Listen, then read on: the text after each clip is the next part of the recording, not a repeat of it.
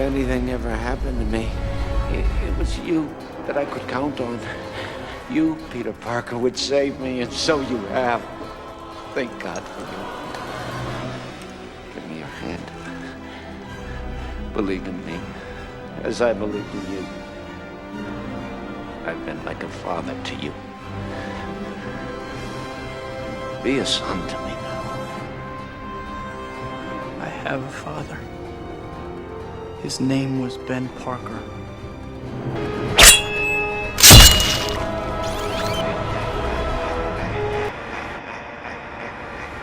In our universe, we have a different scenario. What if Green Goblin killed Spider-Man? We begin with the same events going on, except this time, Peter was just a split second too late. He turns around to find that the glider was already in his stomach. He didn't see it coming, he ignored his spider sense, and he paid the ultimate price. And then pretty much what happened was, as Norman said, that he should have joined him, and he was the ultimate failure for what he did. We finally go back from the same events as the ending of Spider-Man 1, where in this time, it's Norman Osborn bringing Peter's dead body to his house, and what actually happens is he sees Harry. Harry's like, "What have you done? What have you done?" He literally takes a pumpkin bomb, throws it at Harry, doesn't even care for what Harry has to say, because he's so happy that he just killed Spider-Man. He throws a pumpkin bomb at Harry. The whole thing explodes in the house, pretty much bringing Harry all the way back across the room, smashing into glass. And then what happens is Norman takes the glider and he's leaving, and now Harry is pretty much almost dead on the ground. Now we could do two different things here. We could kill off Harry in this storyline, or we could keep Harry alive. And I thought, keeping Harry alive would actually bring a lot of cool elements to this story, so I'm gonna have Harry stay alive. So in our universe, Harry's crawling. He sees glass that's all shattered across the room. He's bleeding everywhere, just like Spider-Man 3, and he's even weaker because in Spider-Man 3, don't forget, he already had the Goblin Serum.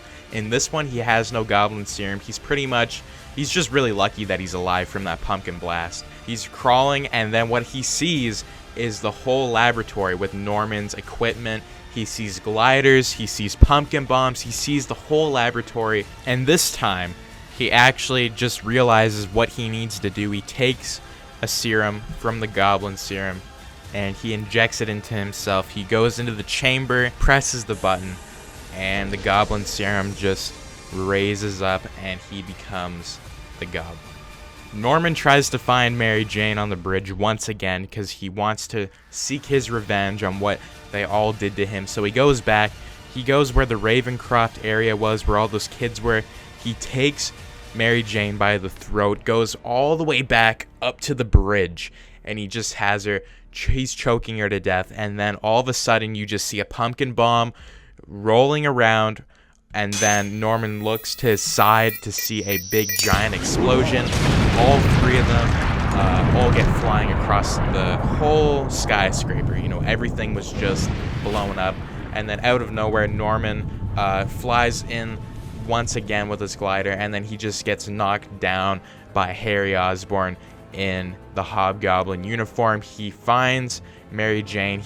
He was able to take her when the whole explosion happened, and then after that there's a huge fight on the same bridge, and it's Norman and Harry duking it out for the final battle. And then Norman already has experience from fighting because he fought Spider-Man and put up a good fight against him, but he became victorious, and he's still happy about that victory, so he still has a bit of confidence left in him, and they're just battling it out. Except this time the glider that Harry has goes behind Norman, and Norman ducks, Harry ducks, the glider breaks into another wall, and they're still fighting while gliders are pretty much in the air. And Harry still has some higher tech than Norman because he took more serum than Norman ever did. And then he's able to defeat Norman, and this time he doesn't kill his father. He puts him to justice, throws him in jail, and then at the Daily Bugle he reveals himself as Harry Osborn. And then the whole Oscorp company gets saved by Harry, and then the events of Spider-Man 2 and 3 are drastically changed, and eventually there'll be a newspaper print saying that Norman Osborn killed Spider-Man and Peter Parker was Spider-Man. So what do you guys think about my what if? Do you guys enjoy it? Make sure you guys subscribe, like the video, share the video, because there was a lot of ways that I could have went down with this, but I wanted the final battle to be between Norman Osborn and Harry Osborn, because I think the father-son dynamic would have been really cool. And I think this is just a really fun what if story. Now I'm going to be doing another one with what if Doc Ock lived. So stay tuned for that one.